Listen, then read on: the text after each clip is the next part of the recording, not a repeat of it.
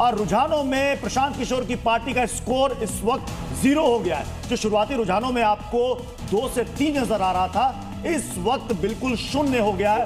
प्रशांत किशोर ने कहा था या तो अर्श पर या तो फर्श पर, ये उन्होंने कहा था। मैं एक सवाल जी, देखिए, आप जो रुझान बता रहे हैं, थोड़ी देर में हमें हार स्वीकार करनी पड़ेगी और बीजेपी को बधाई देनी पड़ेगी, कोई संदेह नहीं।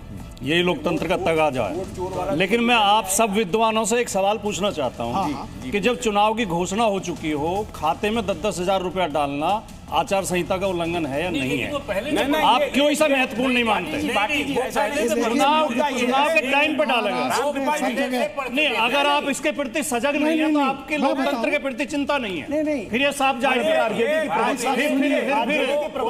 फिर मैं माफी चाहता हूँ, फिर आपको लोकतंत्र की कोई चिंता नहीं। अभी उन्होंने कहा जनता ये रिश्वत है या नहीं है, बताइए। जनता का मैंडेट मांगे, रिश्वत है या नहीं है? अगर इस तरह फाउल खेला जाएगा तो कोई भी टीम जीत जाएगी। राजकुमार जी, और आप जैसे विद्वान राजकुमार जी, लेकिन सवाल ये है, भाटी जी, सवाल ये है कि कौन सी पॉलिटिकल पार्टी इस देश में अब बची है जो इस तरीके के लोक लुभावने या योजनाएं नहीं करती? ये बहुत चिंताजनक है। नहीं, यहाँ भाटी जी, राहुल सिन्हा जी ये कह रहे हैं कि ये तो सब चलेगा, अब ये बहुत चिंताजनक है।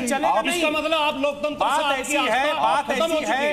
भाटी जी, क्या आप आदर्श की बात करनी चाहिए। क्या आपकी पार्टी नहीं करती है? आदर्श की बात करनी चाहिए। क्या आपकी पार्टी नहीं करती है? मेरी पार्टी ने चुनाव के टाइम पे कब पैसा बांटा? आपकी पार्टी लोगों को लोक लुभावने वादे नहीं करती है, आपकी पार्टी साइकिलें नहीं बांटती है, आपकी पार्टी ने नहीं बांटा, सब बांटते हैं। लैपटॉप बांटते हैं। चुनाव से पहले लैपटॉप बढ़ जाता है, स्कूटी बढ़ जाती है, साइकिल बढ़ जाता है, लोक लुभावने वादे हो जाते हैं, बिजली का यूनिट फ्री हो जाता है। नहीं प्रत्युष, एक चीज, 10,000 रुपए चुनाव से पहले बंटना शुरू हो गए थे। इस बात को क्यों नहीं कह रहे? मैं तो ये कह रहा हूँ कि आप उचित मानते हैं या नहीं मानते?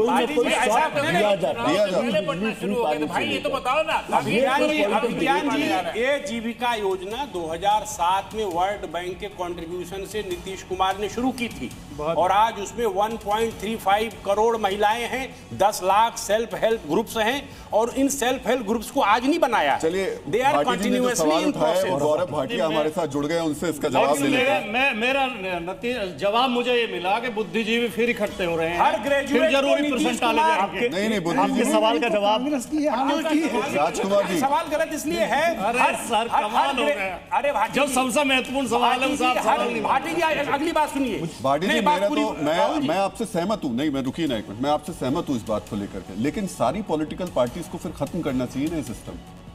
फिर आपकी पार्टी को भी ये तय करके नगद पैसे आपकी पार्टी ये बोले कि अगले इलेक्शन में हम इस तरीके कोई घोषणा नहीं करेंगे। क्या आप यहाँ बैठ के वादा कर सकते हैं? को 50,000 रुपए बिहार सरकार दे रही है, आज से नहीं दे रही है।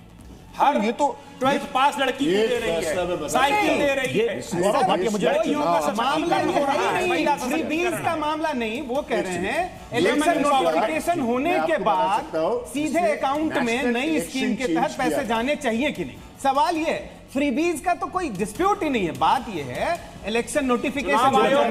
गौरव भाटिया काफी देर से इंतजार कर रहे हैं।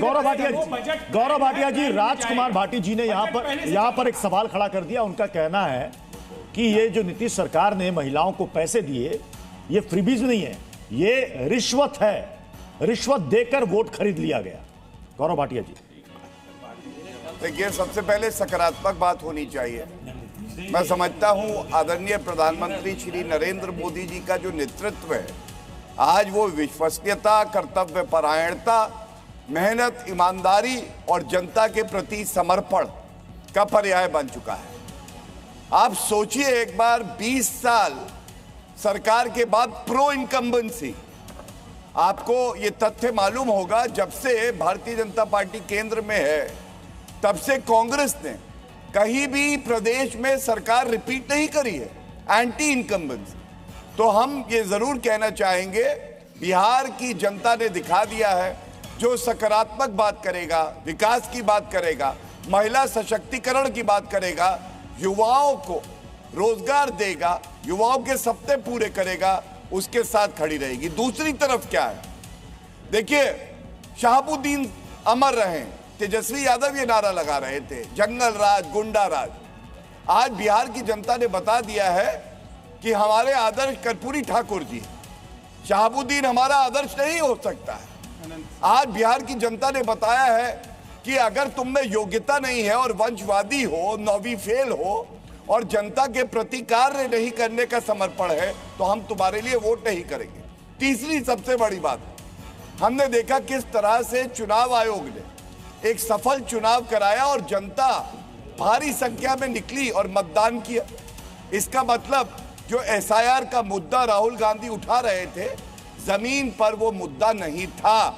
और जो हमारी संवैधानिक संस्थाएं हैं, राहुल जी, प्रत्युष जी, मैं कहना चाहूंगा, अगर आप उन पे प्रहार करेंगे, चुनाव में हिस्सा तो लेंगे, लेकिन मीठा मीठा गपगप, कड़वा कड़वा थूथू, ये नहीं चलेगा।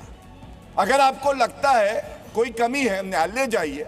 अगर आपको लगता है कोई कमी है, तो जरूरी है कि कर्नाटका, तेलंगाना और हिमाचल के मुख्यमंत्रियों से पहले कहिए इस्तीफा दे, ममता बनर्जी इस्तीफा दे, राहुल गांधी इस्तीफा दे।